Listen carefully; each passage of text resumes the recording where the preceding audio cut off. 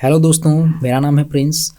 आज के इस वीडियो में हम आरआरबी एएलपी के सिलेबस के बारे में देखने वाले हैं। वो भी कौन सा सिलेबस, क्योंकि सीबीटी 1 हमारा हो चुका है, सीबीटी 2 बाकी है। सीबीटी 1 का सिलेबस जो भी रहा हो आपने उसे पढ़ के क्लियर किया और तभी आप सीबीटी 2 के वीडियोस देख रहे हैं। सीबीटी 2 के सिलेबस में हम देखेंगे पार्ट बी के सिलेबस, क्योंकि आप जानते हैं सीबीटी 2 में पार्ट ए और पार्ट बी होता है। पार्ट ए जो होता है वो मेरिट पे आपके अफेक्ट करता है। पार्ट बी जो होता है वो केवल क्वालिफाइंग नेचर का होता है, यानी कि आपको 35% मार्क्स उसमें ज़रूरत होते हैं पास करने के लिए। तो उसी पार्ट बी को लेकर के, उसी पार्ट बी में जो जो ट्रेड आपने सेलेक्ट किए हैं, तो ये video specially mechanic refrigeration and air conditioning trade के लिए है, क्योंकि इसके सिलेबस या इसके चीज़ें क्वेश्चंस ब्रॉड लेवल पे मिलते नहीं हैं। ये काफ़ी रेयर ट्रेड है, तो इसलिए ये वीडियो है mechanic refrigeration and air conditioning पे। मेरे साथ आज प्रशांत हैं जो मेरे साथ इस चर्चा में शामिल होंगे इस सिलेबस को लेकर के।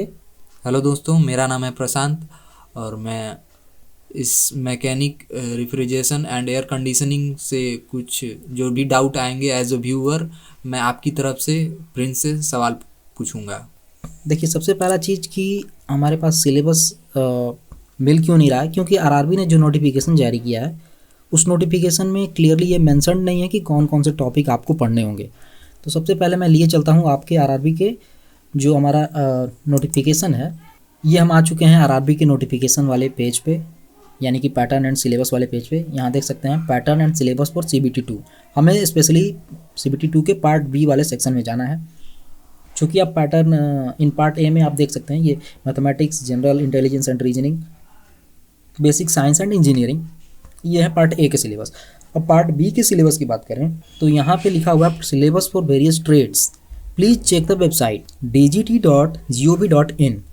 यहाँ पे क्लियरली मेंशन नहीं है कौन कौन से टॉपिक पढ़ने हैं, तो मैंने इसका सिलेबस निकाला है। तो मेरा सवाल था ये आपसे कि आपने इस सिलेबस को कहाँ से निकाला? मैंने इस सिलेबस को पहले तो dgt.gov.in पे सर्च किया, लेकिन मुझे ऐसा कुछ सिलेबस वाला सेक्शन मिला नहीं, तो मैंने फिर डायरेक्टली सर्च किया गूगल पे। तो मुझे एक पीडीएफ मिला जिसे मैं डिस्क्रिप्शन में ऐड कर दूंगा, उसे आप सभी लोग देख सकते हैं। ये मैं आपको थोड़ा सा दिखा भी देता हूँ कि इस डीजीटी के सिलेबस में देखिए, सबसे पहले ऊपर में उसके अगर फ्रंट पेज की बात करें तो curriculum for the trade off mechanic refrigeration and air conditioning under apprenticeship training scheme, government of India, ministry of skill and development, entrepreneurship, director general. अब इसमें आपको दिखा सकता हूँ कि यानी कि ये एक जेन्युइन पीडीएफ है जो कि हमें ऑफिशियल मिला हुआ है। हाँ, इसे जेन्युइन ही कहूँगा मैं, क्योंकि इसमें सारी वो चीज़ें दी हुई हैं। थोड़ा सा टेक्स्ट इसका जो फॉर्मेट वो ख़राब है, तो मैं उसे थोड़ा सा ले करके इसको हम लोग डिस्कस करेंगे और कौन कौन से चैप्टर हम लोग जो पढ़ने हैं, ताकि कुछ व्यूअर्स को ये पीडीएफ हो सकता है समझ में ना आया, तो उसे हम थोड़ा एक्सप्लेन करने वाले हैं। तो उसका हमने अलग से एक पीडीएफ बना लिया है, पीपीटी सॉरी। हाँ, इस पीडीएफ को भी मैं ऐड कर दूंगा। यहाँ से आप देख सकते हैं इस पेज में detailed syllabus of professional skills and professional knowledge. तो हमें सिर्फ प्रोफेशनल नॉलेज से मतलब है। प्रोफेशनल स्किल्स जो वर्कर काम करते हैं उनके पास क्या स्किल्स होने चाहिए उनसे हमें कोई मतलब नहीं, उनके पास क्या नॉलेज होने चाहिए उनसे हमें मतलब है, जो कि हमारे सिलेबस में आने वाला है। अच्छा, तो अब सीधे चलते हैं हम अपने उस पीपीटी पे, जहाँ पे हम उसके डिस्कस करने वाले हैं सिलेबस को। तो ये रहा हमारा पीपीटी। अगर ज़रूरत पड़े तो मैं इसका भी पीडीएफ डिस्क्रिप्शन में डाल दूंगा। हाँ बिल्कुल डाल दीजिएगा। तो सबसे पहले आप देख सकते हैं कि यहाँ पे हमारे पास जो पहला टॉपिक है वो फिटिंग।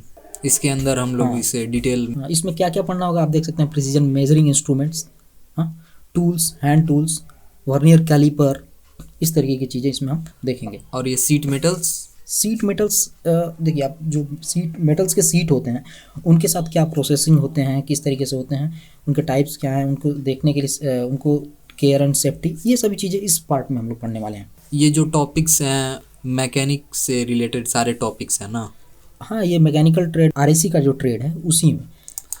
नेक्स्ट पेज करिए।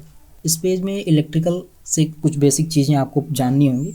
भले ही आपका ट्रेड मैकेनिक या मैकेनिकल इंजीनियरिंग से रिलेटेड है, लेकिन आपको इलेक्ट्रिकल की कुछ बेसिक चीज़ें भी, इलेक्ट्रिकल और इलेक्ट्रॉनिक के बेसिक चीज़ें भी जानने होंगे। जैसे हमारे पास इलेक्ट्रिकल में कुछ रेसिस्टेंस वगैरह के बारे में, grade size insulated cable wire, आप यहाँ से देख सकते हैं PDF में कि क्या क्या चीज़ें हैं। मैंने यहाँ पर सब कुछ इंटर कर दिया हुआ है।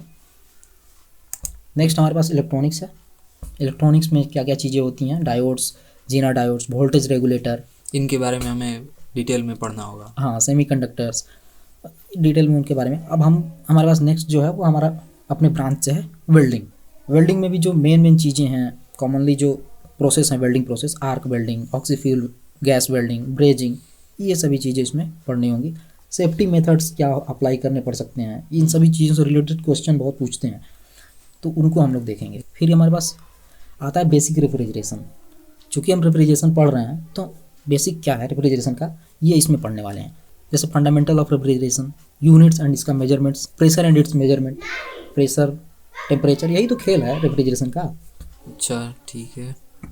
हीट टेम्परेचर, चूँकि रेफ्रिजरेशन में आप जानते ही होंगे क्या करते हैं हम, किसी चीज़ को, सिस्टम को ठंडा करने के लिए वहाँ से हीट निकाल करके दूसरे तरफ बाहर फेंकते हैं, तो वो क्या होता है, धीरे धीरे वो टेम्परेचर वहाँ का कूल हो जाता है, वो सिस्टम जो है ठंडा हो जाता है। ठीक है, अब आगे चलते हैं। लेकिन उस चीज़ को ठंडा करने के लिए हमें कुछ लिक्विड्स, कुछ गैस की ज़रूरत होती है। ऐसे ही किसी चीज़ को नहीं किया जा सकता ठंडा, तो कुछ लिक्विड्स या गैस जिनको कहें उनको हम रेफ्रिजरेंट कहते हैं, जिसका यूज करके हम लोग ये सभी चीज़ें करते हैं।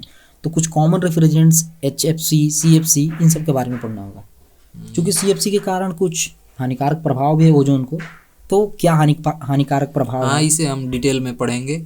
और ये अगला है हमारा रेफ्रिजरेटर। हाँ, रेफ्रिजरेटर के टाइप में अब हम पूछेंगे। सिंगल डोर रेफ्रिजरेटर, फिर फ्रोस्ट फ्री रेफ्रिजरेटर।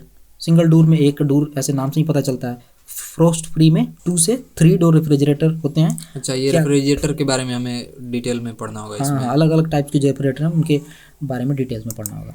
उसके बाद विंडो एयर कंडीशनर। अब हम रेफ्रिजरेटर से हट के थोड़ा सा एयर कंडीशनिंग में आ जाते हैं, AC वगैरह। हाँ, क्योंकि हमारा ट्रेड है रेफ्रिजरेशन एंड एयर कंडीशनिंग, केवल रेफ्रिजरेशन नहीं, एयर कंडीशनिंग भी। तो एयर कंडीशनिंग में यानी हम ह्यूमिडिटी के साथ भी थोड़ा सा खेलते हैं। अच्छा, हमें केवल ठंडा नहीं चाहिए, हमें वातानुकूलित चाहिए।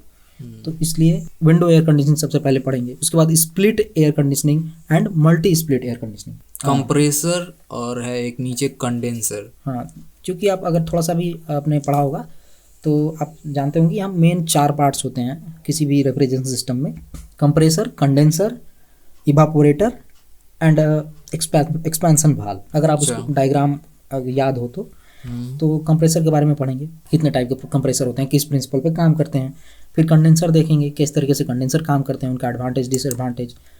फिर हमारे पास इवापोरेटर में हम उसके प्रिंसिपल्स, फंक्शंस और टाइप्स के बारे में देखेंगे, जैसा कि कंडेंसर में देखा। उसी तरीके से एक्सपेंशन वाल्व का क्या रोल है, किस तरीके से वो काम करता है। उसके बाद थर्मल इंसुलेशन बहुत जरूरी है। इंसुलेशन से आप समझते होंगे कि चीज़ों को पैक कर देना, हीट इधर से उधर ना जाए। तो किस तरीके से थर्मल इंसुलेशन करते हैं कि फ्रिज से बाहर चीज़ें नहीं जा पाती हैं, या फिर किसी भी कमरे से बाहर हीट जो है वो नहीं ट्रांसफ़र हो पाता है, वो इसमें पढ़ेंगे। तो कैबिनेट आता है अब। हाँ, जो हमारा मेन कैबिनेट होगा, बॉडी यानी, तो किस चीज़ का बना होगा, कौन सा उसके बारे में हम लोग इसके डिटेल में देखेंगे, उसका डायग्राम देखेंगे। ठीक है। फिर हम कोल्ड स्टोरेज, हाँ, ये चीज़ें कहाँ कहाँ यूज की जाती हैं। तो सबसे पहले अगर आप बात करेंगे एयर कंडीशनिंग की, तो कोल्ड स्टोरेज में यूज होता है एयर कंडीशनिंग। कार में जो AC यूज होता है, कार में, तो अलग अलग सबको पढ़ना होगा। कोल्ड स्टोरेज में कैसे यूज होता है, क्या यूज होता है, किस तरीके से उसको अप्लाई करना होता है। फिर कार में किस तरीके से क्या क्या चीज़ें लगी होती हैं, ठीक है, वो हम देखेंगे। उसके बाद कमर्शियल कंप्रेसर्स का भी एक अलग पार्ट है, मतलब कंप्रेसर में थोड़ा सा एडवांस है, तो कमर्शियल कंप्रेसर्स कैसे होते हैं, हम लोग इसके अंदर देखेंगे। बहुत सारे टॉपिक्स हैं इसके अंदर भी। फिर कंडेंसर के बारे में और इवापोरेटर्स के बारे में।